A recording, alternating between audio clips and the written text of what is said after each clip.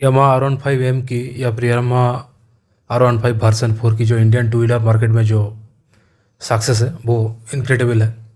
क्योंकि 150 CC segment में एक ऐसी अगलौती बाइक यामाहा की तरफ से आता है जिसमें कई सुपर बाइक जैसे फीचर्स आते हैं, जैसे ऑटो ब्लिपर नहीं है, क्विक शिफ्टर आता है, यानी कि मोनो डायरेक्शनल क्विक शिफ्टर आता है क्लचलेस अप शिफ्ट के लिए, ट्रैक्शन कंट्रोल आता है, ठीक है।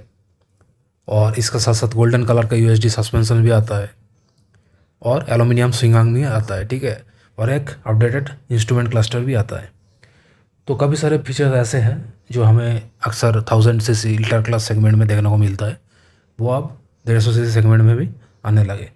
तो ऐसे में एक बात उठता है कि दूसरी जो जापानीज़ कंपनियाँ हैं जैसे होंडा है, सुजुकी है, अगर अपने 150 CC bike Indian two wheeler market में लाते हैं R15 को टक्कर देने के लिए, तो उसमें क्या क्या ऐसी चीज़ होनी चाहिए जिससे वो R15 को कंपटीशन दे पाए, ठीक है। तो आज इस वीडियो में हम लोग उसके बारे में थोड़ा डिस्कस करेंगे, ठीक है। अगर हम बात करें CBR 150R की, तो ये बाइक काफ़ी पुराना है। पहले भी होंडा का ये बाइक हमारा इंडिया में चलता था, लेकिन उतना अपग्रेडेशन उसमें नहीं आता था उस दिन, ठीक है। जैसे एनालॉग बीटर कंसोल आता था, टेलीस्कोपिक फोक आता था, उसका फेयरिंग भी उतना ज़्यादा बढ़िया नहीं था, हेलोजन लाइट आता था उस ज़माने में। फिर होंडा ने क्या किया, CBR 150R को इंडियन टू व्हीलर मार्केट से गायब कर दिया, डिसकंटिन्यू कर दिया, ठीक है। लेकिन बांग्लादेश में और इंटरनेशनल मार्केट में एक अपडेटेड CBR 150R पहले से मौजूद था, जिसका जो फ्रंट फेयरिंग था काफ़ी ज़्यादा 250RR होंडा 250RR जो ट्विन सिलेंडर बाइक है उससे काफ़ी हद तक मिलता जुलता था, ठीक है।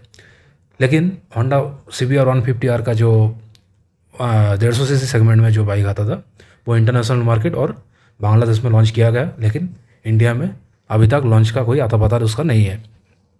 उसमें गोल्डन कलर का यूएसडी फोक्स आता था, उसमें कोई भी क्लचलेस अप शिफ्टिंग यानी कि क्विक शिफ्टर मौजूद नहीं था, कोई भी मोड्स या फिर अपडेटेड TFT इंस्ट्रूमेंट क्लस्टर भी नहीं था, ठीक है। एल्यूमिनियम स्विंग आर्म भी यामाहा R15M की तरफ नहीं था, ठीक है।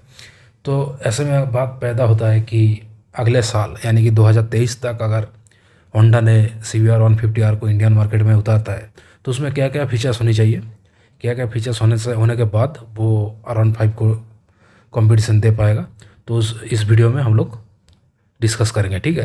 तो सबसे पहले देख लीजिए, होंडा अगर CBR को जैसे पहले से इंटरनेशनल मार्केट में मौजूद है वैसा कि वैसा ही लॉन्च कर दिया तो ये बाइक एक सुपर फ्लॉप बन जाएगा, क्योंकि कोई भी इसको खरीदने नहीं वाला है।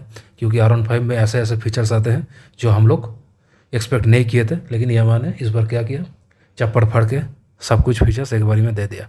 जैसे यूएसडी सस्पेंशन भी दे दिया, डुअल चैनल ABS भी दे दिया, स्लीपर क्लच पहले से ही आता था, उसमें VVA टेक्नोलॉजी भी आता है, ठीक है।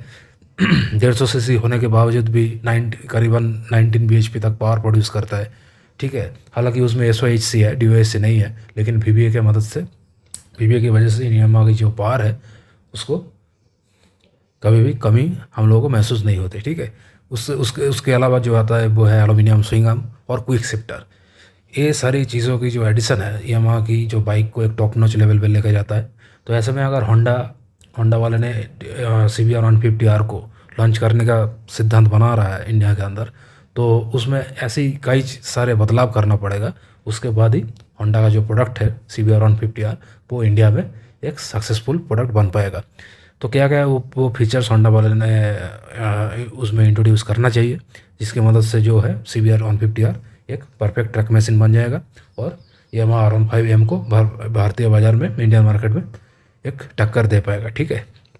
तो सबसे पहले होंडा वाले ने जिसको सुधारने की जो सख्त ज़रूरत है वो है इसका क्विक शिफ्टर के साथ ऑटो ब्लिपर को लॉन्च करना, यानी कि क्लचलेस अप शिफ्टिंग के साथ साथ क्लचलेस डाउन शिफ्टिंग भी, यानी quick shifter plus auto blipper.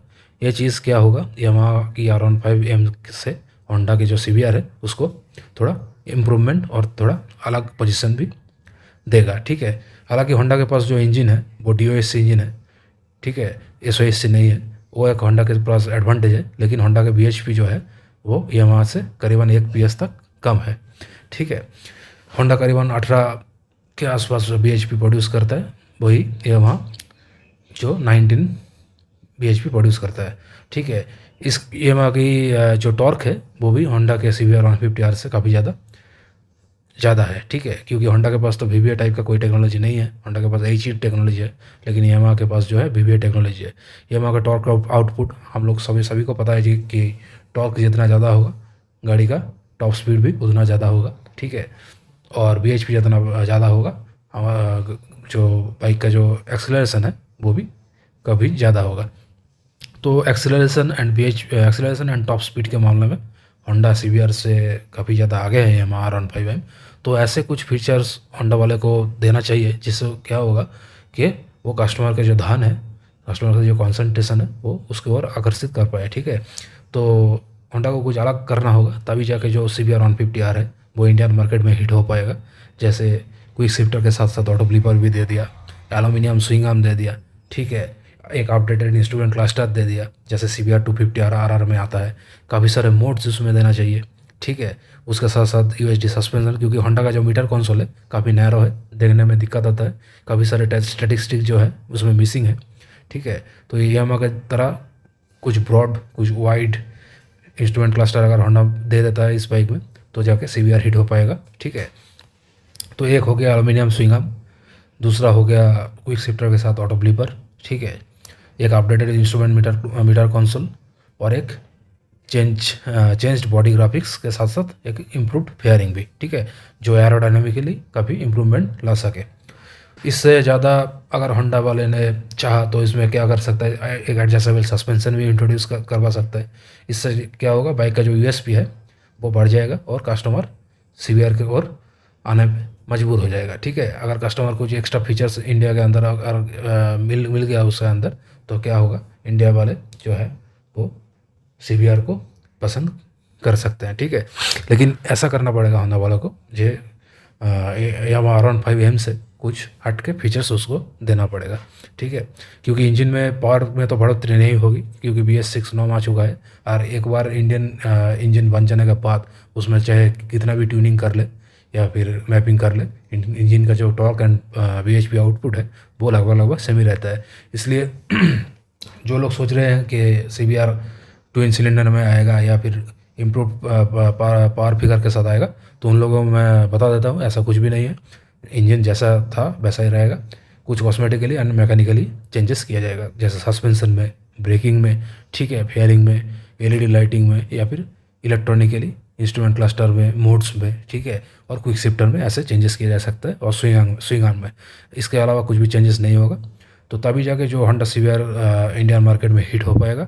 लेकिन होंडा अगर वैसा ही उतर दिया जैसा इंटरनेशनल मार्केट में पहले डिसकंटिन्यू हुआ था, जैसा बांग्लादेश में था, ठीक है, तो होंडा वाले का जो सेल है वो एकदम यामाहा खा जाएगा क्योंकि कोई भी इस बाइक को नहीं लेगा यामाहा को छोड़ के, ठीक है।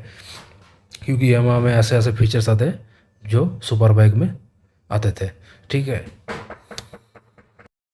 अगर बात करें इस बाइक का नामकरण का यानी नोमेनक्लेचर का, तो क्या हो सकता है इस बाइक का नाम।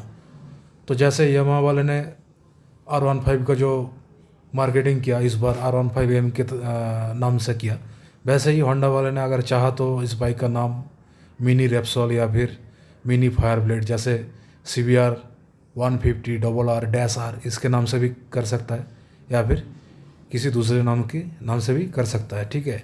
ये आने वाले दिनों में हम लोगों को पता चलेगा जब होंडा वाले की तरफ से कोई ऑफिशियल अपडेट आ जाएगा इस बाइक को लॉन्च करने के बारे में, ठीक है।